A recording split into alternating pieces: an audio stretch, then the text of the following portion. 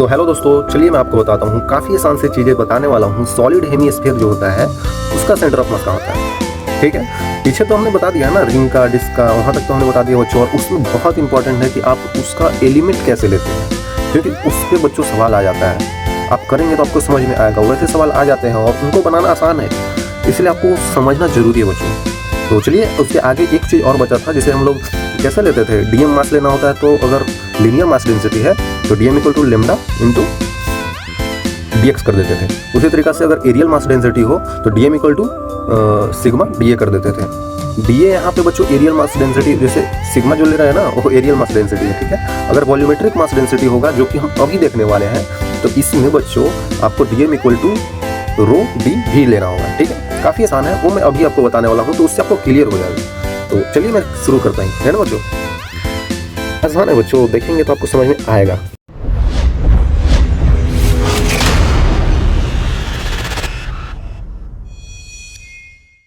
ठीक है, तो सॉलिड हेमिस्फीयर, सॉलिड हेमिस्फीयर, पहले तो हम सॉलिड हेमिस्फीयर बना लेते हैं। सॉलिड हेमिस्फीयर का मतलब आपको समझ में आ रहा है बच्चों। जैसे सॉलिड हेमिस्फीयर यही तो है, ये सब भरा होता है ना सॉलिड में, मतलब ये सब पूरा भरा हुआ है ना, जो सॉलिड है, खोखला नहीं है, सॉलिड है, एकदम पूरा सॉलिड है। आई थिंक आप समझ पा रहे होंगे। जैसे शॉर्ट पुट देखें, शॉर्ट पुट आपको समझ में आ रहा है कि नहीं, मेरे को समझ में नहीं। शॉर्ट पुट मतलब गोला फेंक होता है ना, एक स्पोर्ट्स होता है जिसमें ऐसे करके गोल गोल घूम के बच्चों ऐसे करके गोला फेंकते हैं, है ना। उस गोले को, जो सॉलिड है, गोला पूरा सॉलिड है, उस गोले को आधो काट दीजिए, आधे काट देंगे गोले को, तो वो सॉलिड हेमिस्फीयर ही बन जाएगा, है ना। ये सॉलिड हेमिस्फीयर ही ऐसे करके बन जाएगा। तो बच्चों पूछ रहा है इसका सेंटर ऑफ मास कहाँ होगा, तो बोलेंगे यहीं पे तो होगा, क्योंकि पूरा होता है तो यहीं पे होता है। आधा काट दिए तो लगभग यहीं पे होगा, लेकिन नहीं बच्चों, इससे थोड़ा सा ऊपर होता है। अगर आप ऐसे तो अनुमान लगा के बोल देंगे बीच में, लेकिन अगर आप इसको बनाएंगे तो आपको पता चलेगा कि थोड़ा सा ऊपर होता है, थोड़ा सा, है ना। तो वही हमको पता करना है कितना ऊपर है ना। चलिए करते हैं बच्चों, आसान है यार। ठीक है, सॉलिड हेमिस्फीयर बना लेते हैं, एक बड़ा सा बना लेते हैं, ताकि हमें दिक्कत ना हो, है ना बच्चों, ताकि हमें एलिमेंट्स वगैरह लेने में दिक्कत ना हो। ये हमने बना लिया बच्चों। और यहाँ पे देखिए, जब काटेंगे तो ऐसा कुछ आएगा ना बच्चों, इसीलिए मैंने ऐसा बना दिया। ठीक है, और यहाँ से हमने ये तो रेडियस ही होता है, ये हमने आर दिखा दिया। ठीक है, ये हमने आर दिखा दिया बच्चों। एलिमेंट लेना बहुत जरूरी है, एलिमेंट लेंगे तभी आपको चीज़ें समझ में आएगी, तभी आप चीज़ बना पाएंगे। फिर से ध्यान से सोचिए बच्चों कि इसको सिमेट्री देख रहे हैं, यही तो सिमेट्री है, इधर जितना पार्ट है इतना इधर पार्ट है, मतलब सेंटर ऑफ मास इसी लाइन पे लाई करेगा, एकदम जो सेंटर से जाता होगा, है ना, इसी लाइन पे लाई करेगा बच्चों, है ना। तो अब तो हमको समझ में आ गया, क्योंकि इसी लाइन पे लाई कर रहा है, तो ये वाई एक्सिस है, एक्स एक्सिस नीचे वाला होता है, ये वाली एक्स एक्सिस, तो इस पे तो सेंटर ऑफ मास लाई नहीं करेगा। अगर लाई करेगा भी तो उसका कोऑर्डिनेट्स क्या होगा, 0,0, क्योंकि इस एक्सिस पे वाई एक्स कोऑर्डिनेट 0 होता है ना बच्चों। तो हमें पता चल गया कि एक्स सेंटर ऑफ मास तो हमें निकालने की जरूरत ही नहीं है, वो तो 0 ही है। तो हमें बस निकालना है y centre of mass, y centre of mass कितना होगा। ठीक है, तो कितना होगा बच्चों, चलिए जल्दी से देख लेते हैं। हम सबसे पहले तो इस कोऑर्डिनेट को 0,0 ही मान लेते हैं, क्योंकि ऑरिजिन से लेना सब चीज़ें आसान होती है। तो अब हम क्या करें, अब देखना होगा कि ये एलिमेंट जब हम लेंगे डीएम इक्वल टू जो भी लेमडा डी एक्स जो भी रहेगा, तो बच्चों ये लीनियर मास डेंसिटी में है, एरियल मास डेंसिटी है, यहाँ पे वॉल्यूमेट्रिक है। सोचना होगा आपको, सोचिए बच्चों, ये सॉलिड है तो ये एक्स में भी कोऑर्डिनेट है, वाई में भी कोऑर्डिनेट है, और देखा जाए तो जेड में भी कोऑर्डिनेट है इसका, क्योंकि पूरा सॉलिड है ना बच्चों। सोचिए तीनों डायरेक्शन में होगा इसका, तीनों डायरेक्शन में होना चाहिए। कुछ नहीं करना है, फिर तो हम क्या करेंगे कि हम कहीं पे जाकर यहाँ से वाई डिस्टेंस ऊपर चले जाएंगे। वाई डिस्टेंस ऊपर गया, वहाँ पे जाके एक एलिमेंट ले लिया। कैसा एलिमेंट, छोटा सा एलिमेंट ले लिया, है ना बच्चों, छोटा सा एलिमेंट ले लिया।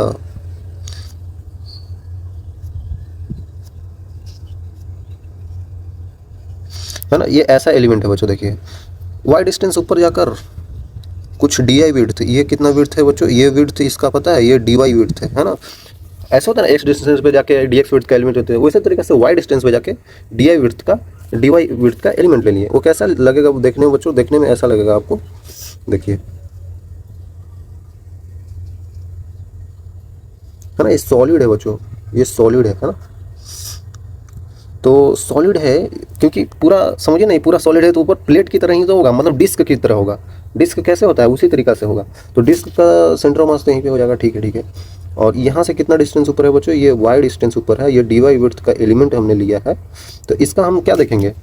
पूरा वॉल्यूम ही तो देखेंगे। तो यहाँ पे वॉल्यूम जो कि डी वी हो जाएगा, क्योंकि डी वाई हाइट है इसका, तो डी वी वॉल्यूम कितना हो जाएगा? इसका पूरा कितना डिस्टेंस है? ये पूरा आर है, ध्यान से देखना बच्चों। ये आर है, ये आर नहीं है, ये आर नहीं है, ये कुछ स्मॉल आर होगा। इसको हम मानेंगे, ये सेंटर से इसको मान लिए कि ये कुछ स्मॉल आर है, ये स्मॉल आर है ना, ये स्मॉल आर है। तो ये स्मॉल आर इसका रेडियस है, तो इसी का तो लेना है। ठीक है, तो डी वी इक्वल टू इसका पूरा एरिया, इसका एरिया कितना हो जाएगा? Pi R square. और हाइट कितना है? D Y. तो वॉल्यूम हो जाएगा pi R square D Y. R कितना होगा बच्चों? सोचिए बच्चों, सोचिए। सोचना बिल्कुल आसान है यहाँ पे, क्योंकि ये डिस्टेंस भी तो आर ही है, यहाँ से यहाँ तक ये डिस्टेंस भी तो आर ही है। तो ध्यान से देखेंगे तो यहाँ पे एक बन गया है ट्राइंगल, ऐसे करके, ऐसे और ऐसे। ये आर था, ये वाई डिस्टेंस ऊपर, और ये छोटा सा। तो छोटा सा आर का वैल्यू हो जाएगा root over R square minus y square. ध्यान से देखिए, यही तो होगा बच्चों, यही तो होगा। अब हम डीवी भी निकाल लिया, वो हमें लेना था वॉल्यूमेट्रिक मास डेंसिटी। तो वॉल्यूमेट्रिक मास डेंसिटी में क्या होता है? डीएम इक्वल टू क्या होता है बच्चों? रो डी वी, है ना। तो रो, इसका डेंसिटी कितना होगा? इसका डेंसिटी निकालिए, rho equal to volumetric mass density कितना होगा? मास पर यूनिट वॉल्यूम, पूरा का मास एम है, पूरा का मास एम है, रेडियस आर था, है ना, अपॉन वॉल्यूम। वॉल्यूम कितना होता है बच्चों?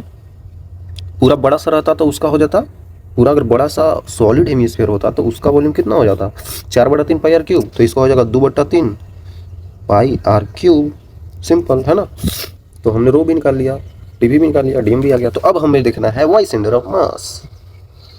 ठीक है, तो integration of y times of dm upon integration of dm. तो बच्चों यहाँ पे अगर सिंपल सा देखेंगे तो ये इंटीग्रेशन ऑफ डीएम क्या होता है? एम ही तो होता है। पूरा मास आएगा ना, छोटे छोटे मास को मिला देंगे, यहाँ पे छोटे छोटे मासेज को मिला रहे हैं, छोटे से छोटे मासेज को। तो पूरा मास इसका कितना है? एम है। तो पूरा मास कितना आएगा? एम ही तो आएगा।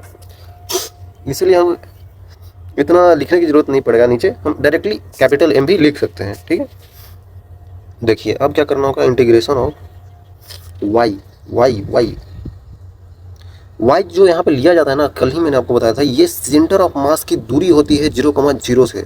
तो इस डिस्क का सेंटर ऑफ मास कहाँ पे होगा? क्योंकि पूरा डिस्क है ना बच्चों, ये हाफ डिस्क नहीं है, पूरा डिस्क है। जब पूरा डिस्क होता है तो उसका सेंटर ऑफ मास वहीं पे लाई करता है, बीच में। रिंग भी रहेगा तो उसका सेंटर ऑफ मास बीच में ही लाई करेगा। लेकिन अगर है ना बच्चों, सेमी डिस्क आ गया, सेमी रिंग आ गया, तो उसका सेंटर ऑफ मास बदल जाता है। अरे समझ में, वैसे चेक करना होगा। तो यहाँ पे तो ये जो y डिस्टेंस होता है ना, ये इससे दूरी होता है, इसका सेंटर ऑफ मास, इसका सेंटर ऑफ मास ये है, और ये दूरी y ही है। तो हम यहाँ पे y ही लिखेंगे। ठीक है, इनटू अब dm का वैल्यू लिख लेते हैं। dm का वैल्यू रो कितना है बच्चों? रो 3m, सॉरी इतना ऐसे कैसे लिख दिया मैं? 3m/2 pi R cube into rho d V pi R square यहाँ पे ये हो जाएगा। एक सेकेंड, आर स्क्वायर का हम वैल्यू ही रख देते हैं। आर स्क्वायर का वैल्यू कितना हो जाएगा? Capital R square minus y square. ठीक है बच्चों, into rho pi R square तो कर दिए, इंटू डी वाई, यही तो आएगा बच्चों। और नीचे आएगा कैपिटल एम, क्योंकि इसका पूरा का इंटीग्रेशन करेंगे, छोटा छोटा एम को जोड़ेंगे तो हमारे पास कैपिटल एम ही तो आएगा। सिंपल। चलिए जल्दी से अब कर लेते हैं बच्चों। इंटीग्रेशन करना है, देखिए ध्यान से, पाई से पाई उड़ेगा, पाई से पाई उड़ेगा। सही जा रहे हैं। एम से एम उड़ जाएगा, क्योंकि एम तो कांस्टेंट है, वो बाहर निकलेगा तो भी कटेगा, अंदर है तो भी कटेगा। ठीक है, तो अब सिंपली से जल्दी से देख लेते हैं बच्चों। बताइए 3/2 तो बाहर आ जाएगा, 3/2 तो क्या है? कांस्टेंट है। और y आ गया अंदर, मतलब कि गुना कर देंगे। y आर एक सेकेंड में क्या कर रहा हूँ, हाँ, ये आर स्क्वायर जो है ना, इसको खोल देंगे तो R square y d Y. ठीक है, R square y d y minus integration of R square, sorry y square और वाई का क्यूब आ जाएगा, वाई क्यूब डी वाई, है ना बच्चों, वाई क्यूब डी वाई आ जाएगा हमारे पास। और ये टोटल का हम ऐसे कर देंगे ब्रैकेट में। ठीक है, अब आगे देखते हैं। 3/2। और ये इंटीग्रेशन कहाँ से कहाँ तक चलेगा ये तो हमने सोचा ही नहीं। तो ये सोचना बिल्कुल आसान है बच्चों। ये पहले y का वैल्यू पहले 0 होगा, 0 से बढ़ते बढ़ते बढ़ते बढ़ते कहाँ तक गया होगा, r तक गया होगा, है ना। ये पूरा डिस्टेंस r ही तो है, ये r ही तो है। तो 0 से लेकर वो r तक बढ़ा होगा, 0 से लेकर r तक बढ़ा होगा, ठीक है। तो यहाँ पे देखा जाए तो ओवरऑल कितना आ रहा है, ओवरऑल आ रहा है आपका यहाँ पे r² बाहर आ जाएगा इंटू y का स्क्वायर अपॉन 2 आएगा, तो r का स्क्वायर अपॉन 2 आ जाएगा यहाँ पे, माइनस हम डायरेक्ट कर रहे हैं बच्चों, आप ध्यान से देखिएगा, r के पावर 4 अपॉन 4 आ जाएगा। अब यहाँ पे 3/2 इंटू r के power 4 divided by 2 minus r के पावर 4 डिवाइडेड बाई 4, इसको घटाएंगे तो कितना हो जाएगा, 3/2 इंटू r के पावर 4 कॉमन हो जाएगा इंटू 1/4 ही तो आ रहा है। हाँ बच्चों इतना ही आ रहा है हमारे पास, ओके।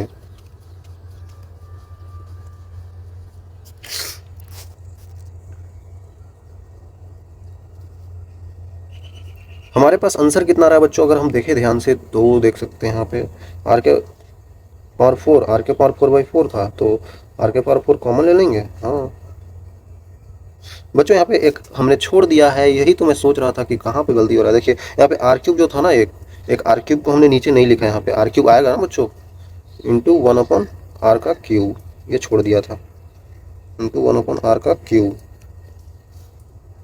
इंटू 1/r का क्यूब।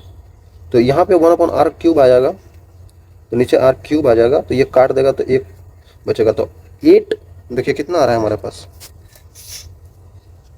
यहाँ पे हमें y सेंटर ऑफ मास हमें मिल गया बच्चों, कितना आ गया, 3r/8, 3r/8 आ गया है ना बच्चों। यही y सेंटर ऑफ मास होगा और यही इससे यहाँ से दूरी होगा। देख रहे हैं 3r/8 कितना होगा, 0.3 के आसपास होगा, 0.3 देख रहे हैं एकदम यहीं पे पास में होगा। तो मैंने बोला था बहुत पास में होगा सेंटर ऑफ मास इसका, जो सॉलिड हेमिस्फीयर होता है उसका सेंटर ऑफ मास बहुत पास में यहाँ पे होता है ना बच्चों। काफ़ी आसान है बच्चों, देखेंगे तो आप प्रोसीजर बिल्कुल आसान सी है, यही सब करना होता है। यहाँ पे एलिमेंट लेना है, बाकी सब एक कैलकुलेशन है।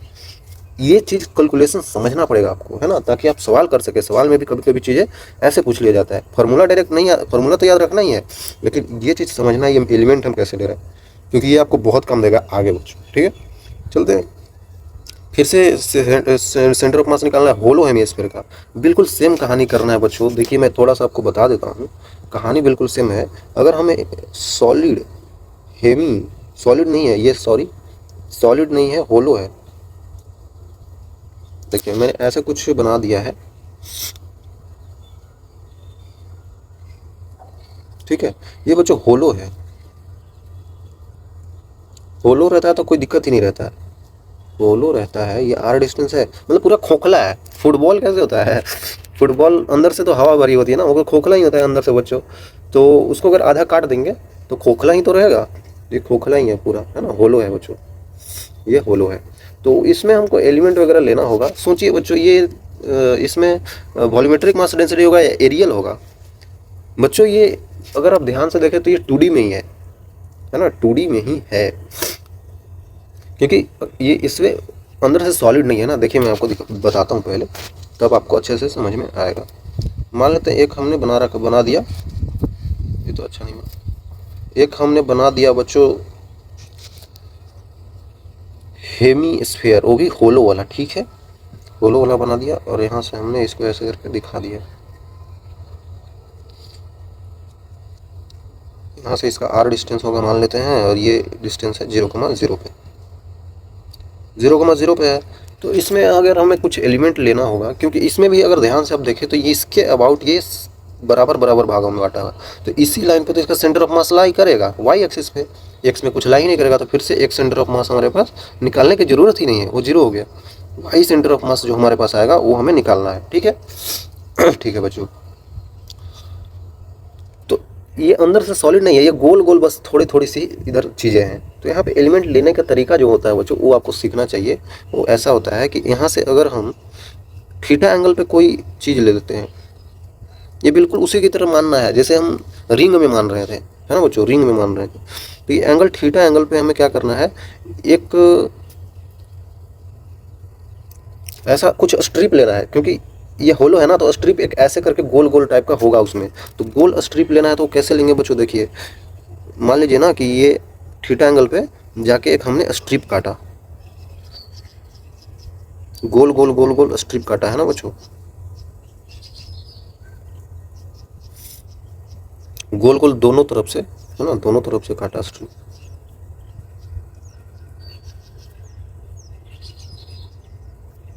देखिए ऐसे करके,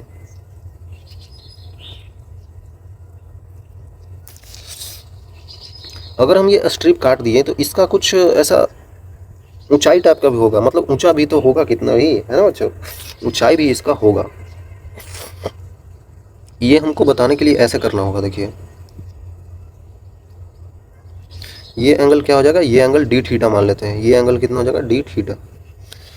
तो जैसे यहाँ पे एक स्ट्रिप हमने काटा, गोल गोल काटा ना वो जो होलो है ना, तो एक स्ट्रिप टाइप का गोल कटेगा, और यही स्ट्रिप को धीरे धीरे ऐसे करके जोड़ते जाएंगे तो हमें नहीं मिल जाएगा, जोड़ते जाएंगे जोड़ते जाएंगे जोड़ते जाएंगे।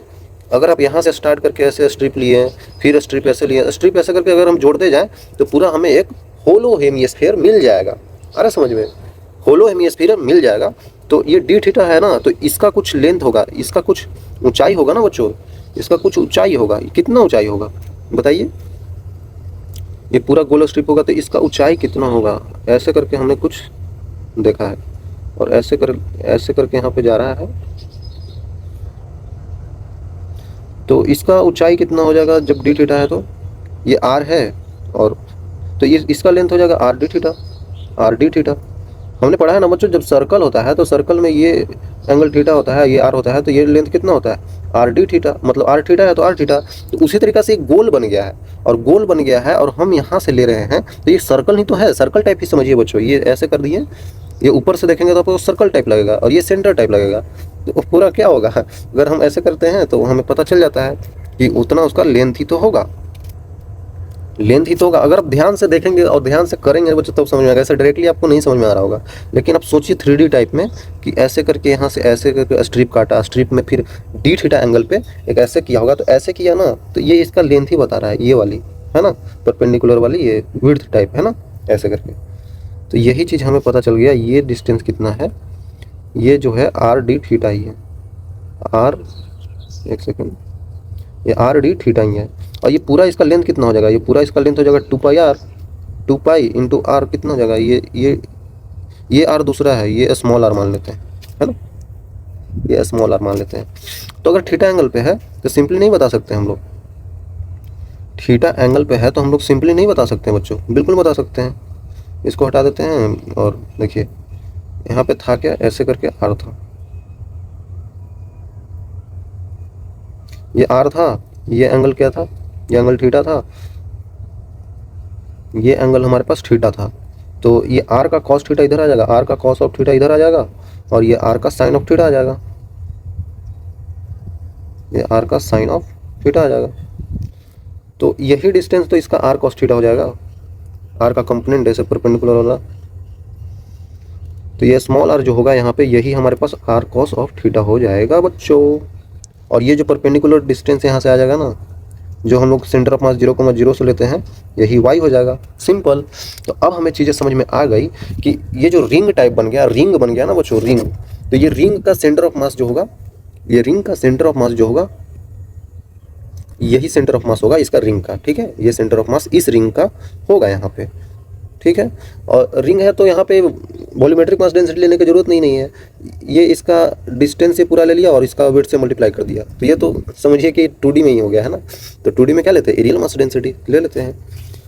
तो बच्चों हमें यहाँ पे जो लेना होगा डीएम का वैल्यू, वो लेना होगा सिग्मा डी ए। तो यहाँ पे सिग्मा आपको पता होगा, पूरा का मास m है, मास पर यूनिट एरिया। बच्चों अगर आप ध्यान से देखें तो आपको पता होना चाहिए, जब पूरा बॉल रहता है ना, बॉल, तो उसका एरिया होता है 4 पाई r², और उसको आधा कर देंगे तो हो जाएगा 2 पाई r², है ना। इसका मास m था, रेडियस r था।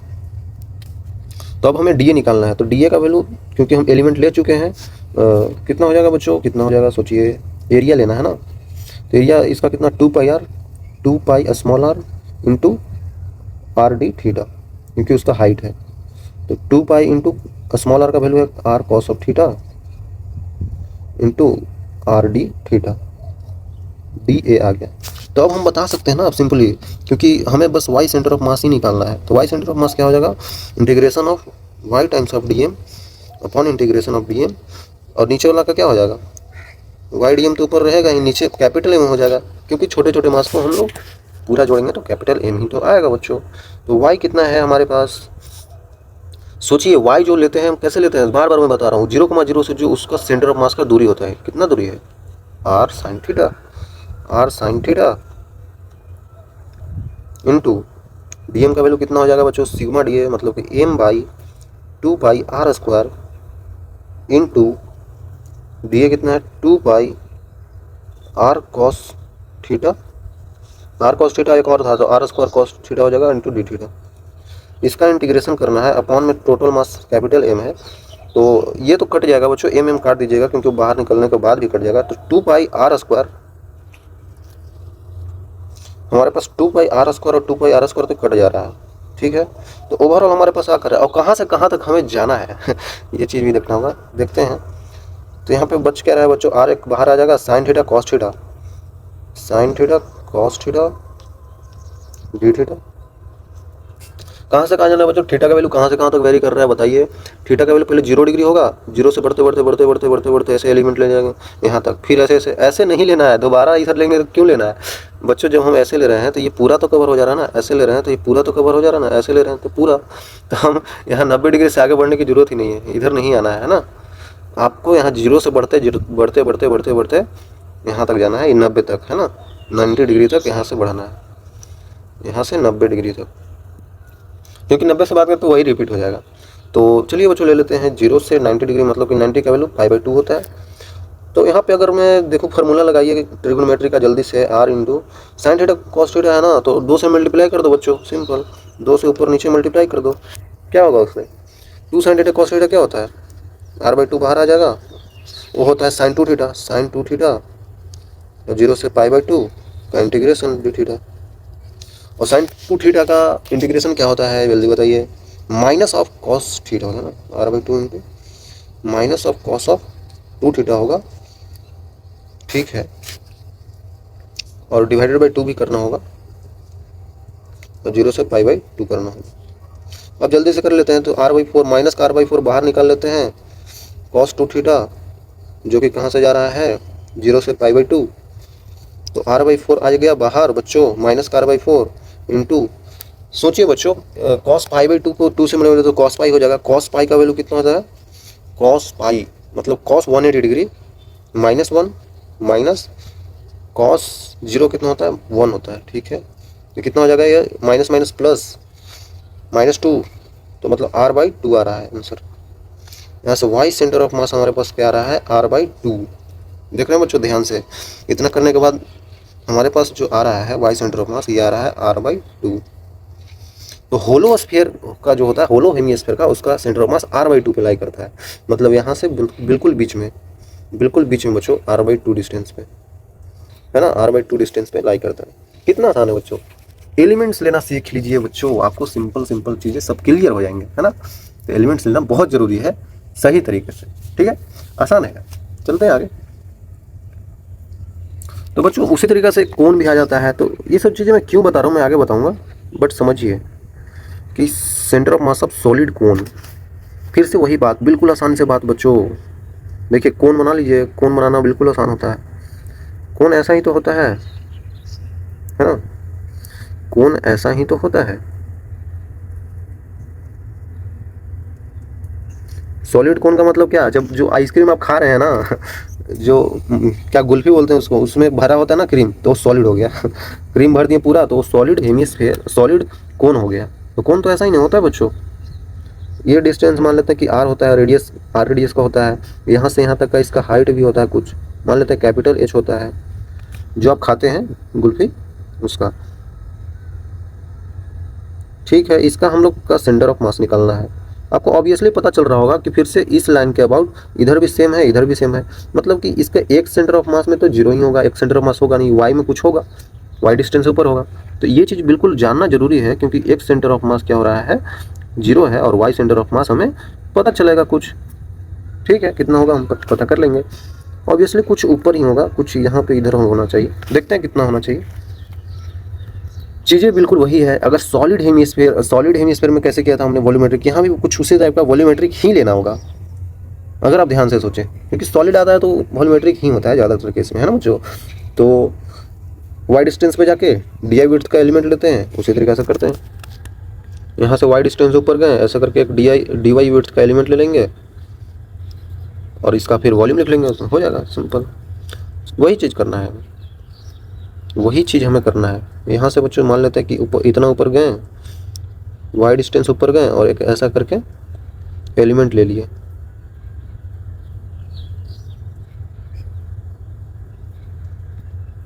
एक ऐसा एलिमेंट ले लिया मैंने।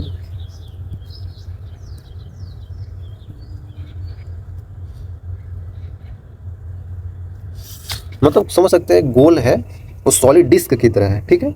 और ये चीज़ हमेशा वेरी कर रहा होगा ना बच्चों, ये वेरी कर रहा होगा, यहाँ इतना बड़ा होगा, ऐसा करके जोड़ते जाएंगे जोड़ते जाएंगे जोड़ते जाएंगे जोड़ते जाएंगे तो हमारा एक पूरा कोन मिल जाएगा, ठीक है, पूरा कोन मिल जाएगा।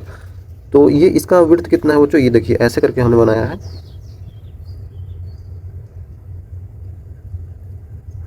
ठीक है। इसका विड्थ जो है ये डी वाई है, डी वाई विड्थ, और यहाँ से हम लोग लिए हैं वाई डिस्टेंस ऊपर, और इसका फिर एरिया कितना हो जाएगा, ये स्मॉल आर ले लेते हैं, क्योंकि इसका आर तो कुछ और होगा ना, ये आर कुछ और, ये कैपिटल आर है, स्मॉल आर हो जाएगा। तो अब अगर आप ध्यान से देखें ना तो स्मॉल आर को निकालने की जरूरत पड़ेगा, क्योंकि इसका एरिया होगा पाई आर स्क्वायर, और पूरा वॉल्यूम कितना हो जाएगा, डी वाई से मल्टीप्लाई कर देंगे।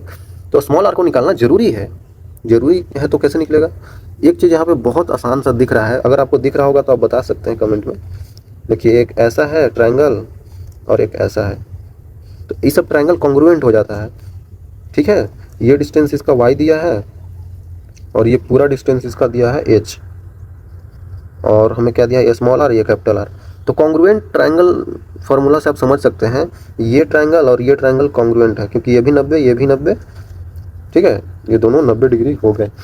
और इन दोनों का हाइपोटेनस, ये देखो इसका हाइपोटेनस ये, इसका हाइपोटेनस ये, तो ये चीज़ें सेम हो जाती है इसमें, दोनों का एंगल 90 डिग्री है ना बच्चों, ये 90 ये भी 90। तो इसके लिए हम क्या करते हैं, छोटा वाला ट्रायंगल अपॉन बड़ा वाला ट्रायंगल का रेशियो सेम होता है। कैसे, देखिए छोटे वाले ट्रायंगल, देखिए ऐसा मान लेते हैं A B C D E, तो जो ट्रायंगल ए बी सी है वो कॉन्ग्रुएंट है, ऐसे बोलते हैं ट्रायंगल ए डी ई का, है ना, ए डी ई का कॉन्ग्रुएंट है। तो कॉन्ग्रुएंट ट्रायंगल में क्या होता है कि इस ए बी सी का, देखिए ए बी सी में क्या होगा, ए बी सी में क्या होगा बच्चों, एक सेकंड, ये वाई डिस्टेंस हम लोग नीचे से ले लिए ना, उसमें थोड़ा सा दिक्कत हो जाएगा बच्चों। मैं ये बताना चाह रहा हूँ कि इस बार जो वाई डिस्टेंस लेते हैं ना, नीचे से नहीं लेते हैं, ऊपर से लेते हैं मैं क्यों बता रहा हूँ आपको, देखिए ये जो वाई डिस्टेंस है ना, ऊपर से लेते हैं इस बार,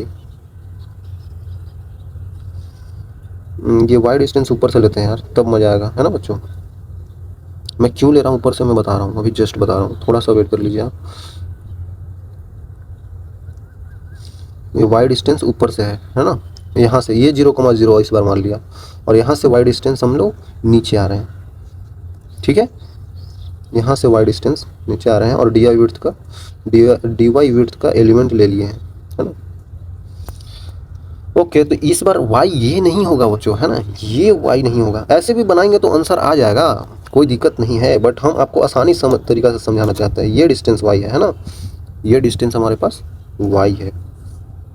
तो एबीसी ट्रायंगल में हम क्या पढ़ रहे थे बच्चों, एबीसी ट्रायंगल में क्या देख रहे थे, एबीसी ट्रायंगल में मान लेते ये वाली साइड अपॉन बड़ी वाली साइड, इसका कैपिटल एच इक्वल टू छोटी वाली आर अपॉन बड़ी वाली आर। क्यों ऐसा होता है, जब कॉन्ग्रुएंट होता है तो उनका साइड्स का रेशियो बराबर हो जाता है, तो इसका साइड ये और इसका साइड कैपिटल एच ये, इसका रेशियो, और इसका एक और साइड, ये साइड और ये साइड, इसका रेशियो सेम हो जाता है। तो ये सेम होने का कारण से हम इसका सवाल कर पाएंगे। तो ऐसा स्मॉल आर का वैल्यू आपके पास आ जाएगा कि Y R upon H, Y upon R upon H आ गया, है ना। सिंपली ऐसा कर सकते हैं हम लोग, ओके। और हम क्यों लिए ये चीज़ मैं बताना भूल गया, इसलिए लिया बच्चों ऊपर से, क्योंकि ये जो y आया ना, ये सिंपली यहाँ पे रख दिए, पता है नीचे वाली y आता तो बच्चों इसको h माइनस वाई करके ये लिखना पड़ता है, h माइनस वाई, और वो थोड़ा सा कॉम्प्लिकेटेड होता, तो उतना हम करना नहीं चाहते हैं, हम हल्के तरीका से बनाना चाहते हैं, ठीक है। ऊपर से y डिस्टेंस ले लिया, नीचे से भी लेंगे तो आंसर आना वही सेम है, थोड़ा सा कैलकुलेशन बढ़ा लेना है, जो कि मैं चाहता नहीं हूँ, इसलिए हमने ऐसा किया, ठीक है। तो अब सिंपल है वाई सेंटर ऑफ मास बच्चों, आप लिख सकते हैं integration of y of d m upon integration of d m, जो कि एम ही आ जाएगा, है ना, जो कि बच्चों एम ही आ जाएगा, कैपिटल एम आ जाएगा, है ना, जिसका मास एम होगा, रेडियस तो आर होगा ही। ठीक है, तो यहाँ पे हमने डी एम निकाला बच्चों, डी एम कितना आ जाएगा, रो डी भी, मतलब रो कितना आया है हमारे पास, डी भी निकाल लेते हैं ना, डी भी का वैल्यू कितना आया था, pi R square into D Y. ठीक है, ये चीज़ आपको समझ में आना चाहिए, है ना बच्चों। ओके, काफ़ी आसान हो गया अब तो। और हमें क्या लिखना था, हमें लिखना था इसका रो कितना होगा यार, हमें यहाँ लिख लेता हूँ, है ना बच्चों। रो कितना होगा, और मास पर यूनिट वॉल्यूम, तो मास एम है, वॉल्यूम कितना होता है जल्दी बताइए, कोन का वॉल्यूम कितना होता है, सॉलिड कोन का, इसका होता है बच्चों, मैंने पढ़ा था कहीं पे 1/3 पाई आर स्क्वायर इंटू एच होता है, यही होता है ना, यही होना चाहिए, मुझे याद है। तो ठीक है, अब वैल्यूज यहाँ पे पुट करना है, करते हैं यार। वाई सेंटर ऑफ मास कितना आएगा बच्चों, इंटीग्रेशन ऑफ वाई क्या करते हैं, हमेशा याद रखना है, वाई हम कौन सा लेते हैं, जब ये 0,0 से वाई डिस्टेंस क्या लेते हैं, यही तो लेते हैं वाई डिस्टेंस, 0,0 से वाई डिस्टेंस ये है इसके सेंटर ऑफ मास। ये तो सॉलिड क्या है बच्चों, वो है ना, डिस्क है ना, तो डिस्क का सेंटर मास ये होता है, तो ये वाई डिस्टेंस यही होगा। ठीक है, गड़बड़ नहीं करना है, तो वाई डिस्टेंस हम कंफ्यूज नहीं होना है, यही लेना है, इंटू डी एम, मतलब रो का वैल्यू कितना है, मास पर वॉल्यूम, मतलब 3m आ जाएगा ऊपर, upon pi R square into H आ जाएगा, इंटू डी भी कितना है, pi R square, small R square मतलब कि Y square R square upon H square. ठीक है, इंटू में क्या होगा चिंटू, डी वाई, और नीचे तो कैपिटल एम आ जाएगा, तो कैपिटल एम तो बच्चों कटता हुआ दिख रहा है। ठीक है, तो ये कहाँ से कहाँ तक आएगा देख लेते हैं, पाई आर स्क्वायर तो यहाँ पे गया काम से, बाहर क्या आएगा वो हम सोच रहे हैं, 3 कांस्टेंट बाहर आ जाएगा, वाई तो नहीं आएगा, एच स्क्वायर जो कि कांस्टेंट वो भी बाहर आ जाएगा, तो अंदर क्या बचेगा, वाई का क्यूब हो जाएगा, सॉरी एच क्यूब बाहर आएगा बच्चों, ध्यान से देखिए, एच क्यूब बाहर आएगा, कैसे एच क्यूब बाहर आएगा, एक एच स्क्वायर, ये एच है ना, एच का क्यूब बाहर आ गया, वाई का क्यूब अंदर आ गया, इंटू डी वाई हो गया, और ये कहाँ से कहाँ तक वेरी करेगा, ध्यान से देखिए आप बच्चों, अगर आपको समझ में आएगा, ये 0,0 से, मतलब वाई 0,0 से होते हुए ऐसे करके हम लोग ले रहे होंगे डिस्क सब, है ना, ऐसे करके बढ़ रहा होगा कहाँ तक बच्चों, कैपिटल एच हाइट तक, है ना, इसीलिए हम 0 से कैपिटल एच तक जाएंगे। अब अगर आप सोच रहे हो यहाँ पे एक चीज़ सोच रहे होंगे आप कि ये नेगेटिव में जा रहे हैं ना, ऊपर है, ये हम नीचे जा रहे हैं, तो अगर नेगेटिव हम लेंगे तो आपको ये वाई भी नेगेटिव लेना होगा, ये वाई भी नेगेटिव लेना होगा, अगर आप नेगेटिव लेते हैं। ठीक है, तो हम इसको पॉजिटिव लिए तो हम सारा चीज़ पॉजिटिव में लेके चलेंगे, समझिए आप चीज़ों को, है ना बच्चों। तो कहाँ से जाना है, हमें 0 से लेकर जाना है। मैं बच्चों आपको वैसे ही बताता हूँ, कैसे बताऊँ, मैं सोच रहा हूँ। देखिए, आपको ध्यान, एक चीज़ तो आपको ख्याल आ रहा होगा कि 0,0 ऊपर है और ये एक्स एक्सिस होता है, ये वाई एक्सिस होता है, बता रखे हैं। तो ये तो एक वाई एक्सिस के नीचे जा रहा है ना हम लोग, तो ये वाई कहाँ नेगेटिव में जा रहे हैं, मतलब माइनस लेना होगा हमें। आप ये सोच रहे होंगे, मुझे पता है, तो यहाँ पर मान लेते हैं मैंने नेगेटिव ले लिया। ठीक है, तो एक नेगेटिव बाहर आ जाएगा, और क्या बच्चों जो हम लोग ये ले रहे हैं, ये क्या ले रहे हैं, 0,0 से आर डिस्टेंस तक। तो देखिए 0 से हम लोग आर कहाँ तक जा रहे हैं, मतलब एच कहाँ तक जा रहे हैं, नेगेटिव एच लेंगे ना, क्योंकि हम लोग ये नेगेटिव वाई में जा रहे हैं। ठीक है, तो इसलिए आपके कहने पे हमने नेगेटिव ऑफ एच ले लिया। ठीक है, कोई दिक्कत नहीं है, कोई दिक्कत नहीं है बच्चों, जैसे भी लेंगे, साइन से लेंगे वैसे भी आंसर सेम ही आना है। देखिए कैसे, 3 माइनस का 3 बाई एच का क्यूब है। ठीक है, ये कितना हो जाएगा, ये देखिए बच्चों 1/4 बाहर आ जाएगा, वाई का पावर 4, कहाँ से कहाँ तक बच्चों, 0 से माइनस एच तक, माइनस का 3 बाई एच का 4 एच का क्यूब इंटू कितना हो जाएगा, एच के पावर 4 हो जाएगा, एच के पावर 4 ही तो हो जाएगा, माइनस का 0, तो ये कट जाएगा, तो एक एच बचेगा, एक एच बचेगा।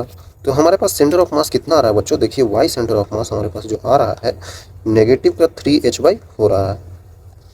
ठीक है, नेगेटिव का 3h/4 आ रहा है।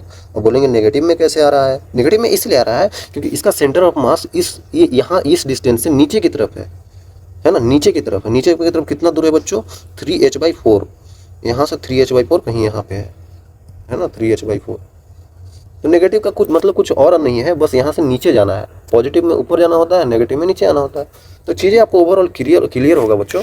इसी तरीके से आप लोग होलो क्या, होलो कोन का भी निकाल सकते हैं। होलो कोन मतलब अंदर से खोखला होगा, तो वहाँ पे क्या करना होगा, उसी तरीके से रिंग टाइप का लेना होगा, चीज़ें वही हो जाती है। ठीक है, वो खुद से कर सकते हैं। अगर आपको नहीं होगा तो बताइएगा, लेकिन आप खुद से ट्राई कीजिएगा। तो ऐसे करते करते बहुत टाइम हो जाएगा बच्चों। तो इतना ही चीज़ आपको मैं समझा कर छोड़ता हूँ, आगे कुछ और चीज़ें देख लेते हैं। जैसे देखिए एक कुछ टॉपिक है, जैसे uniform centre of mass of uniform rectangular square circular plate lies on it centre. हाँ, एक फैक्ट है, फैक्ट टाइप का समझ सकते हैं कि ये जब हम देखते हैं ना कि एक हम रेक्टेंगल बना रहे हैं, रेक्टेंगल बनाएंगे ना, तो इसका सेंटर ऑफ मास कहाँ पे लाई करेगा, बिल्कुल इसके डायगोनल को मिलाने के बाद जब देखेंगे ऐसे करके, अगर हम डायगोनल को मिला रहे हैं तो इसका सेंटर ऑफ मास बिल्कुल यही होगा, है ना। जो रेक्टेंगुलर लेमिना होता है उसका यही होता है। उसी तरीके से स्क्वायर का आप समझ सकते हैं। स्क्वायर का अगर देखें तो ये होता है स्क्वायर, ये स्क्वायर है ना बच्चों। तो स्क्वायर का भी कहाँ पे लाई करता है, बिल्कुल इसको डायगोनल को मिला देंगे ना तो यहीं पे लाई करता है। ये इसका सेंटर ऑफ मास हो जाता है, यहाँ पे लाई करता है, ये स्क्वायर हो गया। उसी तरीके से सर्कुलर प्लेट कुछ हो गया, मतलब डिस्क टाइप का। तो डिस्क में क्या होता है, डिस्क में भी वही होता है। ये डिस्क बना दिया, डिस्क तो सॉलिड होता है ना बच्चों, ये सॉलिड है पूरा। तो इसका भी सेंटर ऑफ मास बीच में 0,0 कहीं पे लाई करता है। तो ये सब चीज़ें मैं आपको समझा रहा हूँ। जो रेगुलर शेप होते हैं उनमें दिक्कत नहीं होता है। जब हम इन्हीं चीज़ों को काट देते हैं, जब हम इन्हीं चीज़ों को काट देते हैं आधा से, तो उसमें दिक्कत होने लगता है। सेंटर ऑफ मास ऊपर की तरफ नीचे की तरफ बढ़ जाता है। ठीक है, ये सिंपल सा एक फैक्ट था बच्चों। ठीक, तो फोरल जो लैमिनार टाइप होता है 2 डायमेंशन में होता है। जैसे कि हमने आपको नहीं बताया अभी डिस्क के बारे में, डिस्क के बारे में बताया ना बच्चों, उसी को बोला जाता है। तो वही बोल रहा है कि body with uniform negligible thickness. अच्छा, इसका थिकनेस निग्लिजिबल टाइप है। Formula for finding the position of centre of mass R S follows. देखिए, मैं ये बताना चाह रहा हूँ कि हम लोग अभी तक सेंटर ऑफ मास कैसे लिख पा रहे थे। अगर ये सॉलिड होता बच्चों, देखिए अगर ये सॉलिड होता, ये डिस्क है, पहले तो ये समझ लीजिए ये डिस्क है, 2D में ये डिस्क है। ठीक है, अगर हम साइड व्यू देखें, साइड व्यू, ये टॉप व्यू है, ये टॉप का व्यू है ना बच्चों, हम ऊपर से देख रहे हैं। साइड व्यू में कैसा दिखेगा, ऐसा ही तो दिखेगा। मान ले थोड़ा सा कुछ इसका हो, यहाँ पे थिकनेस थोड़ा सा हो, है ना बच्चों, थोड़ा सा अगर थिकनेस हो तो कुछ ऐसा ही दिखेगा। ओके, तो हम डायरेक्टली अगर यहाँ पे देखें तो हम डायरेक्टली क्या बोलते थे, इसका सेंटर मास 0,0 पे लाई करता था। लेकिन अगर हम इसको काट देते थे तो हमें इंटीग्रेट करना पड़ता था। अगर सॉलिड तरीका से ऐसे ही है तो इसमें इंटीग्रेशन की जरूरत नहीं है। इसमें तो डायरेक्टली बोलते थे कि आर सेंटर ऑफ मास जो होता था वो क्या हो जाता था, M1R1 plus M2R2 plus dot dot dot M1 plus M2 plus M3, ऐसा करके चीज़ें हम लोग जोड़ देते थे। ठीक है, ठीक है बच्चों, ऐसे करके हम लोग चीज़ें जोड़ देते थे। अगर ऐसा ही यहाँ पे एक और डिस्क दिया हो, एक और डिस्क दिया हो, तो इन सबको जोड़ के लिख देते थे। उसी तरीके से यहाँ पे X रहेगा तो ये X आ जाता था, Y रहेगा तो Y आ जाता था, Z रहता तो Z आ जाता था। लेकिन ये 2D में है तो X और Y में ही होगा। ठीक है, तो कुछ करना नहीं है। मान लेते हैं ना बच्चों, मान लेते हैं कि ये जो डिस्क था इसका कुछ हाइट भी दे रखा है। यहाँ पे बोल रहा है थिकनेस निग्लिजिबल, ठीक है, निग्लिजिबल थिकनेस। लेकिन मान लेते हैं कि इसका थिकनेस T है, थिकनेस मान लेते हैं T है, छोटा सा थिकनेस, भले ही निग्लिजिबल है लेकिन मानना होगा थोड़ा सा, हम मान लेते हैं। और इसका फिर एरिया कितना हो जाएगा, पाई आर स्क्वायर, है ना बच्चों, पाई आर स्क्वायर होगा। तो ओवरऑल इसका वॉल्यूम कितना हो जाएगा, pi R square into thickness. ठीक है, वॉल्यूम निकाल लिया। तो डेंसिटी क्या होता है, मास पर यूनिट वॉल्यूम होता है ना बच्चों, मास पर यूनिट वॉल्यूम होता है। तो यहाँ से हम लोग मास इसका लिख सकते हैं रो वी, है ना, रो भी लिख सकते हैं। तो इसका में बच्चों हो सकता है ना कहीं पे आपको मास नहीं दिया हो, उसका डेंसिटी और वॉल्यूम के टर्म में दिया हो, तो हम ऐसे करके निकाल सकते हैं। जो आर सेंटर ऑफ मास आएगा वो आ जाएगा M1, मतलब कि M1 का मतलब क्या हो गया, रो 1, सॉरी डेंसिटी तो सबका सेम ही होगा क्योंकि मटेरियल सेम है ना बच्चों। तो M1 के जगह पे क्या लिख सकते हैं, है ना, ऐसे लिख सकते हैं M1 का वैल्यू रो V1, M2 का वैल्यू रो V2, ऐसे करके हम चीज़ें लिख सकते हैं। आ रहा समझ में? ऐसे करके चीज़ें हम लिख सकते हैं। तो यहाँ क्या हो जाएगा, रो V1 R1 प्लस रो V2 R2 प्लस, ऐसे करके चीज़ें बढ़ रही होगी, अपॉन रो V1 प्लस रो V2 प्लस रो V3 प्लस, ऐसा करके चीज़ें बढ़ रही होगी, है ना बच्चों। तो रो देखें तो सब में कॉमन है, तो रो तो हट ही जाएगा। तो वॉल्यूम V1 कितना आ जाएगा, पाई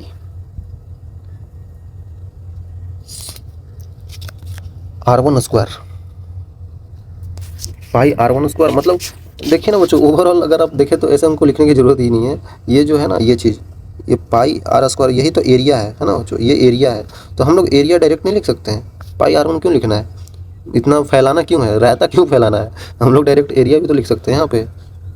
तो एरिया हो जाएगा A1, हम इसका वॉल्यूम को लिख रहे हैं ना बच्चों, क्योंकि रो रो रो सब में कट गया है। समझिए चीज़ों को, ये रो सब का कट गया है ना, ये रो सब का कट गया है फाइनली वहाँ तक, क्योंकि कॉमन आ जाएगा। तो A1 into thickness, into thickness बच्चों, थिकनेस कितना है, थिकनेस T है ना, थिकनेस T ही तो है, प्लस A2, ये R छोड़ दिया, R1 छोड़ दिया, A2 T into R2 plus, ऐसे करके बढ़ता चला जाएगा। नीचे वॉल्यूम वही हो जाएगा, A1 into thickness plus A2 into thickness plus A3 into thickness. तो ऐसे चीज़ें बढ़ती चली जाएगी। तो थिकनेस भी हट जाएगा, क्योंकि थिकनेस सबका सेम होगा, इसीलिए हम लिख सकते हैं A1 R1 plus A2 R2 plus dot dot dot divided by A1 plus A2 plus A3। देख रहे हैं, सब एरिया को यहाँ पे लिखा गया है। A1 क्या है, एरिया है। तो उसी तरीके से एक्स सेंटर ऑफ मास अगर पूछा जाए, वाई सेंटर ऑफ मास पूछा जाए, तो ऐसे करते हैं A1 x1 plus A2 x2 plus A3 x3, ऐसे करके बढ़ता चलेगा, upon A1 plus A2 plus A3। आ रहा है समझ में बच्चों, आ रहा है समझ में बच्चों आपको, ऐसे चीज़ें होती है। तो हम लोग इसलिए ये बताएं आपको, क्योंकि यहाँ पे एरिया के फॉर्म में अगर दिया हो तो डायरेक्टली लिख सकते हैं, डिस्क का एरिया लिखकर हम डायरेक्टली यहाँ पे सेंटर ऑफ मास को निकाल सकते हैं। अगर चीज़ें इसमें डिस्क में से मान लेते हैं ना, मान लेते हैं कि डिस्क में से इतना चीज़ें हटा दिया, इतना चीज़ें इसको खोखला कर दिया, ये हटा दिया, तो बस अब इतना का सेंटर ऑफ मास लिखना है ना, तो आपको यहाँ पे इंटीग्रेशन करने की जरूरत नहीं पड़ेगी, आप डायरेक्टली फार्मूला से भी कर पाएंगे। ये पूरा का सेंटर ऑफ मास, उसमें से इसका सेंटर ऑफ मास हटा देंगे तो इसका सेंटर ऑफ मास आ जाएगा। वैसे करना होगा। अगर आपको समझ में आ रहा होगा तो ठीक है बच्चों। देखिए वही चीज़ मैं आगे समझा देता हूँ कि if mass area is remove from a rigid body, है ना, वही चीज़ मैं बता रहा था। अगर डिस्क से हमने कुछ एरिया हटा दिया है, then position of centre of mass will remain in the portion is obtained from the following formula. तो कौन सा फार्मूला बच्चों, देखिए मैं आपको ये बता रहा था कि अगर ये डिस्क है, अगर ये डिस्क है बच्चों, और डिस्क में से मान लेते हैं कि कुछ छोटा सा पार्ट हम लोग काट के हटा दिए, कुछ इतना सा पार्ट हम लोग इसमें से काट के हटा दिए, ये देखिए ये ऐसे था, इसका सेंटर ऑफ मास पहले कहाँ पे था, पहले सेंटर ऑफ मास बच्चों इसका यहाँ पे था, यहाँ पे मान लेते हैं इसका सेंटर ऑफ मास यहाँ पे है, इसका ये C1 है, ये इसका C2 है। तो क्या हुआ ना बच्चों कि हम इस सॉलिड डिस्क था, डिस्क में से क्या किया ना कि इसको हटा दिए, उतना पार्ट को हमने क्या किया, हटा दिया। तो centre of mass of the remaining part, मतलब कि अगर हमने इतना पार्ट हटा दिया तो इसका यही तो बचेगा, इतना ही पार्ट तो बचेगा इसका, तो उसका सेंटर ऑफ मास कहाँ पे होगा, इसको हटाने के बाद सेंटर ऑफ मास कुछ यहाँ पे ऐसे शिफ्ट हो जाएगा, इधर आ जाएगा सेंटर ऑफ मास। तो वही चीज़ हमें बोल रहा है। तो हम लोग क्या करेंगे, हमें पता है कि इसका मास m है, इसका रेडियस r है, इसका मास स्मॉल m है जो हटाया है, इसका रेडियस स्मॉल r है ना। मतलब ये छोटा सा जो डिस्क बचा है, ये छोटा सा डिस्क बचा है बच्चों, ये छोटा सा डिस्क है, इसका मास स्मॉल है। जब इसको हटा रहे होंगे ना उसके बाद हम लेंगे। अरे समझ में, मैं बताता हूँ। पहले तो ओवरऑल देख लेते हैं, ओवरऑल सेंटर ऑफ मास जो होगा, ओवरऑल मतलब शुरू में जब हटाए नहीं होगा, इनिशियली सेंटर ऑफ मास क्या होगा, सिंपल होगा, C2 पे होगा, है ना।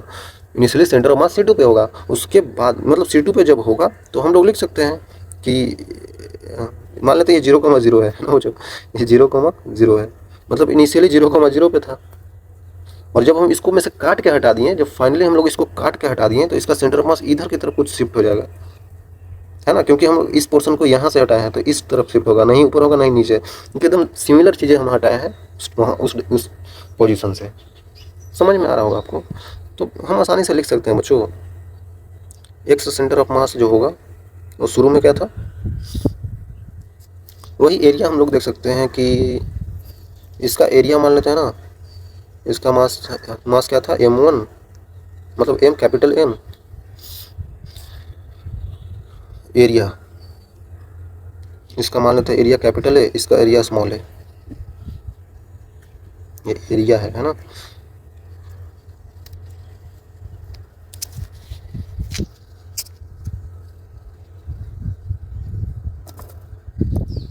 एक सेकंड बच्चों, मुझे ये हटाना होगा, ठीक है। तो मैं ये बताना चाह रहा हूँ कि जो यहाँ पे मास है उसका एरिया जो आ गया है, मतलब ये डिस्क है, इसका एरिया A इंटू इसका एक्स सेंटर ऑफ मास लेते हैं M1 A इंटू एक्स, तो ये इसका आ जाएगा माइनस स्मॉल a इंटू इसका सेंटर ऑफ मास का दूरी, इसका सेंटर ऑफ मास का दूरी, मतलब ओवरऑल इस यहाँ से दूरी लेते हैं, है ना, यहाँ से दूरी लेते हैं, देखिए यहाँ से दूरी लेते हैं, ये कितना दूर है ना बच्चों, तो a इंटू इसका दूरी, इसका सेंटर ऑफ मास इस सेंटर ऑफ मास से दूरी है ना बच्चों। तो ये कितना, हम मान लेते हैं, आपको बता देते हैं कि ये डिस्टेंस कितना है। मान लेते हैं कि डिस्टेंस हमारे पास p है, तो p हो जाएगा divided by capital A minus small a। तो ऐसा करके हम सेंटर ऑफ मास निकाल सकते हैं अगर चीज़ें हटा दी गई कहीं से तो। और यहाँ पे बिल्कुल कंफ्यूज नहीं होना है, बिल्कुल भी कंफ्यूज नहीं होना है, क्योंकि हमने ये एरिया, देखिए एरिया बड़े वाला का एरिया ले लिया इंटू इसका सेंटर ऑफ मास जो होगा यहीं पे होगा, ठीक है, ये ठीक है, माइनस मतलब जब हम घटा दिए, कितना घटा दिए, ये इसका, तो इसका सेंटर ऑफ मास यहाँ पे होगा, लेकिन इसका एरिया क्या होगा, एरिया मान लेते हैं ए होगा, ठीक है। सेंटर ऑफ मास जो ये होगा, ये सेंटर ऑफ मास नहीं लिखना है, तो पहले का सेंटर ऑफ मास और इसका सेंटर ऑफ मास के बीच का दूरी लिखना है, तो पी होगा अपॉन पूरा एरिया में से ये वाली एरिया घटा देंगे तो सेंटर ऑफ मास आ जाएगा, तो एक सेंटर ऑफ मास निकल जाएगा। और उसी तरीके से अगर आपको वाई सेंटर ऑफ मास निकालना है तो इसका वाई कोऑर्डिनेट देख लेंगे, तो वाई कोऑर्डिनेट इसका बीच का दूरी और इसका वाई कोऑर्डिनेट यहाँ पे। सिंपल है यार, देखिए मैं लिख के बता देता हूँ। अगर वाई सेंटर ऑफ मास कहीं पे बोल दिया जाए तो ए इंटू इसका y minus of A into जो इनका होगा ना बच्चों, इसका मान लेते हैं कि C2 का कोऑर्डिनेट है x1 y1 और इसका कोऑर्डिनेट कितना है, C1 का कोऑर्डिनेट कितना है x2 y2, तो यहाँ से कर देंगे y2 माइनस y1 ऐसे करके चीज़ें समझिए बच्चों, है ना, ये माइनस ए। सिंपल है यार, चीज़ों को करना सीखेंगे तो आपको आ जाएगा। और ये p क्या है आपको समझ में आना चाहिए, p है क्या, x2 माइनस x1, सिंपल। ऐसे करेंगे तो आपको चीज़ें समझ में आ जाएगी। सवाल करेंगे तो समझ में आएगा बच्चों, सवाल करेंगे तो समझ में आएगा आपको। तो सवाल एक देख लेते हैं, ये कुछ बड़ा सा है, इसमें से हमने इतना चीज़ों को हटा दिया है।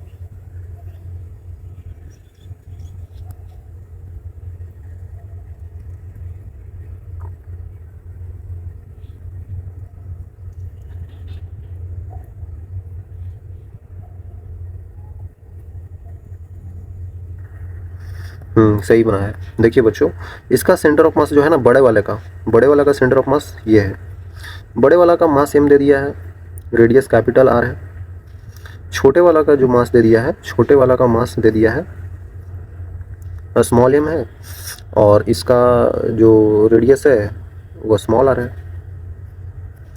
ठीक है। ऐसे चीज़ें यहाँ पे दे रखी है। तो अगर मैं इसको हटा दिया, when yellow part is removed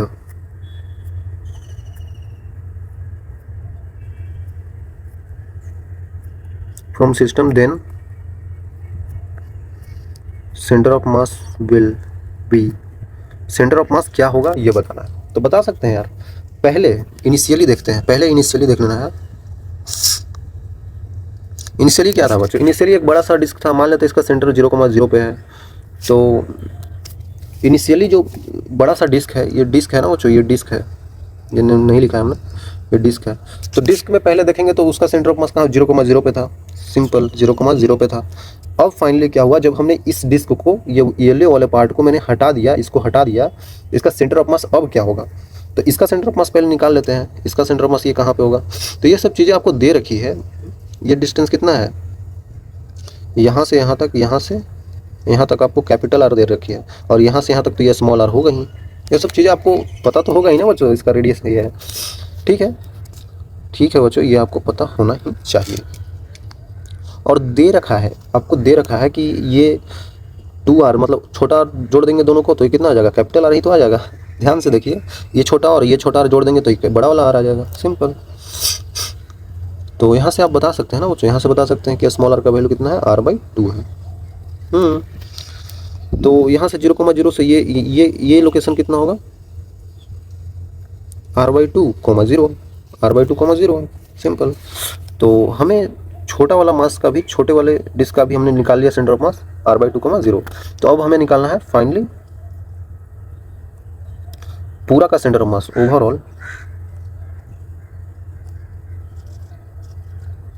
overall system centre of mass कितना हो जाएगा बच्चों, देख लीजिए। X centre of mass overall देख रहे हैं, ठीक है। तो पहले तो बड़े वाला का एरिया कितना है बच्चों, डिस्क है तो एरिया ही तो लेंगे। तो बड़े वाला का एरिया कितना है, एरिया कितना है बच्चों, देखिए एरिया A1 कैपिटल ए मान लेते हैं, कैपिटल ए इसका एरिया स्मॉल ए मान लेते हैं, बाद में हम पुट कर देंगे, है ना। तो देख लेते हैं कैपिटल ए इनटू इसका लोकेशन कितना है, 0,0 मतलब एक्स में कितना दूरी है, 0 है, नेगेटिव मतलब घटाएंगे। किसको घटा रहे हैं बच्चों, इसका येलो वालों को हम घटा रहे हैं। तो येलो वालों का एरिया कितना है, स्मॉल ए इनटू इसका लोकेशन कितना है, एक्स डिस्टेंस कितना दूर है सेंटर ऑफ मास इसके से, r/2 है, ठीक है। तो r/2 लिख देंगे, डिवाइडेड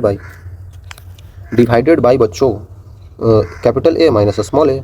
तो सिंपली आप निकाल सकते हैं। तो कैपिटल ए इंटू 0 तो 0 ही हो जाएगा, माइनस स्मॉल एरिया मतलब छोटा वाला का एरिया कितना हो जाएगा बच्चों, देखिए छोटे वाला का एरिया कितना हो जाएगा, पाई इंटू स्मॉल आर का स्क्वायर, मतलब कि पाई इंटू स्मॉल आर कितना है, r²/4 हो जाएगा। तो एरिया हो जाएगा pi into r²/4 into r/2 divided by capital area मतलब कि पाई r² माइनस छोटा वाला एरिया पाई r²/4। तो अब आप बता सकते हैं कितना हो जाएगा बच्चों, ये कितना हो जाएगा, जल्दी बताइए। Negative of πr³ divided by 8 divided by 3πr² divided by 4, ये कितना आ जाएगा, πr² यहाँ का और ये πr² कट जाएगा तो ये r बचेगा ऊपर है, ठीक है। तो नेगेटिव ऑफ 4r आ जाएगा डिवाइडेड बाई 8 इंटू 3, तो नेगेटिव ऑफ r/6 आ रहा है। तो एक्स सेंटर ऑफ मास हमने निकाल लिया और नेगेटिव ऑफ r/6 आ रहा है, ठीक है बच्चों। नेगेटिव ऑफ r/6 आ रहा है हमारे पास, तो आसानी से निकाल तो लिए। अब वाई सेंटर ऑफ मास आपको अगर निकालना होगा तो निकाल सकते हैं। तो क्या हो जाएगा, वही एरिया इंटू इसका लोकेशन 0 तो ये 0 हो जाएगा, माइनस एरिया ए इंटू इसका लोकेशन कितना है बच्चों, वाई कोऑर्डिनेट में 0 है तो ये 0 करेंगे तो ओवरऑल 0 - 0 तो ये 0 हो जाएगा। तो वाई कोऑर्डिनेट का कोऑर्डिनेट कितना हो जाएगा, 0 हो जाएगा, वाई कोऑर्डिनेट कितना हो जाएगा, 0 हो जाएगा, है ना बच्चों। और ये हम ओवरऑल चीज़ें बता रहे हैं, है ना। ओवरऑल मतलब जो बचा होगा लास्ट। तो देख रहे हैं कितना आसान है। अब r/6 किधर आ रहा है, नेगेटिव ऑफ r/6, एक्स में नेगेटिव r/6 आ रहा है। तो यहाँ से नेगेटिव r/6 जाना है, मतलब पीछे की तरफ यहाँ पे बढ़ना है और यहाँ पे होगा इसका सेंटर ऑफ मास r/6 पे। आ रहा है समझ में, क्योंकि बच्चों जब हम ये चीज़ हटा दिए ना तो इसका ये भारी पार्ट हो जाएगा, भारी पार्ट इधर हो जाएगा, ये ज़्यादा भारी, तो इधर ही तो सेंटर ऑफ मास होगा, सिंपल। देख रहे हैं कितना आसान है। ये डिस्क था तो डिस्क में हमने एरिया लिया, अगर आपको स्फीयर दिया होगा तो उसमें आप वॉल्यूम लेंगे। डिस्क दिया है तो एरिया लिए, अगर आपको स्फीयर दिया होगा तो वहाँ पे ये एरिया नहीं, वहाँ पे वॉल्यूम लेना होगा, सिंपल। और कैसे आया तो मैंने पीछे बता दिया, ठीक है। चीज़ें आसान है बच्चों, ऐसे करके सवाल किया जाता है। तो सेंटर ऑफ मास अब बोला जा रहा है सम कॉमन सिस्टम जो कि हमने पीछे बताया, सेमी सर्कुलर रिंग जो होता है उसका 2r/5 होता है। जो रिंग होता है ना बच्चों, पीछे बताया ना रिंग, तो अगर मैंने इसको आधा काट दिया, यहाँ से काट दिया तो क्या बचेगा, ऐसे ही तो बचेगा। तो समझ सकते हैं आप बच्चों कि इसको आधा काट दिए तो यही तो बचेगा और यही आपका यहाँ से r डिस्टेंस हो जाता है ना। तो ये 2r/5 आ जाता है। सेमी सर्कुलर डिस्क रहेगा तो डिस्क को भी आधा काट देंगे तो कितना बचेगा बच्चों, ऐसा करेंगे, एक सेकंड, ये ऐसा थोड़ी होगा। तो डिस्क है तो ये तो भरा रहता है ना, तो डिस्क रहता है ऐसे, तो इसका 4r/3 होता है। ट्रायंगुलर प्लेट जो होता है ऐसा करके होता है, तो इसका h/3 होता है। h/3 कहाँ से लेना है, इस डिस्टेंस से। इस डिस्टेंस से कितना दूरी है, h/3 है, ठीक है। ये ऐसा इसलिए लिया जाता है क्योंकि जब इसको परपेंडिकुलर यहाँ पे ड्रॉ करते हैं सभी जगह से ना, तो यहीं पे ये लाई करता है। देखिए ये सारा जो परपेंडिकुलर हमने ड्रॉ किया है, ये ऐसे करके ये जो जहाँ पे मिलता है ये h/3 होता है यहाँ से, और यही सेंटर ऑफ मास होता है, ठीक है। हेमिस्फेरिकल सेल देख लेते हैं। तो सेल तो हमने आपको बता दिया है ना, जो सेल में क्या होता है,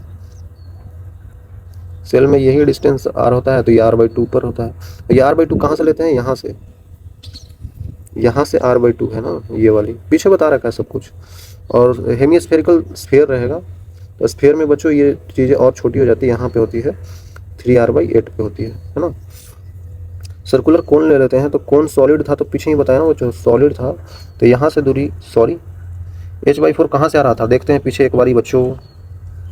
सॉलिड कोन जो हमने लिया था, एक सेकंड, सॉलिड कोन जो हमने लिया था बच्चों, कोन किधर लिया था, सॉलिड कोन लिया था उसके, ये देखिए हमारे पास आ रहा था 3h/4 3h/r आ रहा था, है ना, 3h/r आ रहा था हमारे पास बच्चों।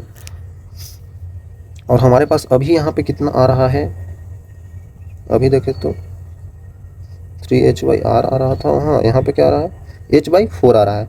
इसका मतलब हम ये डिस्टेंस जो लिए हैं ना, ये नीचे से लिए होंगे, नीचे से लिए होंगे बच्चों। देखिए एक सेकंड मैं आपको बताता हूँ।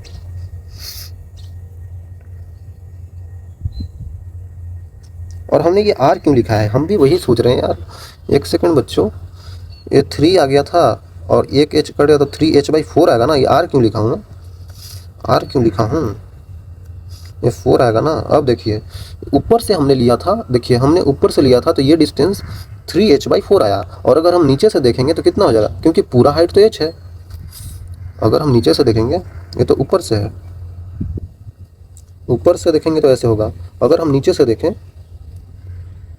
नीचे से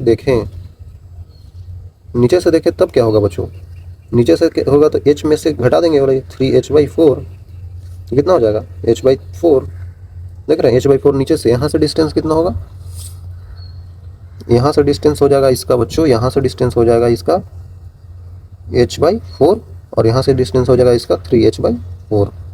समझ रहे हैं, दोनों सेम ही है। बस हमें देखना कि हमने नीचे से लिया है या ऊपर से लिया है, ठीक है, हमने नीचे से लिया है या ऊपर से लिया है ना बच्चों। देखिए वही चीज़ यहाँ पे बताया जा रहा था, वही चीज़ यहाँ पे h/4 आ रहा था, h/4 आ रहा था, क्योंकि हम ये नीचे से ले रहे हैं। चीज़ों को समझना है, घबराना नहीं है। इसका सेंटर ऑफ मास यहाँ पे h/4 पे आ रहा है। अगर हम ये होलो ले लेते हैं, होलो ले लेंगे तो h/3 पे आएगा। होलो को आपको निकालना है बच्चों, आप निकाल लिएगा घर पे, है ना। होलो का यहाँ से आ जाता है h/3 पे, नीचे से लिए हैं, है ना। सिंपल है चीज़ें यार। यहाँ तक बच्चों अगर आपको समझ में आ गया है तो बहुत अच्छी बात है, ठीक है। मिलते हैं आगे, तब तक के लिए ओके बाय।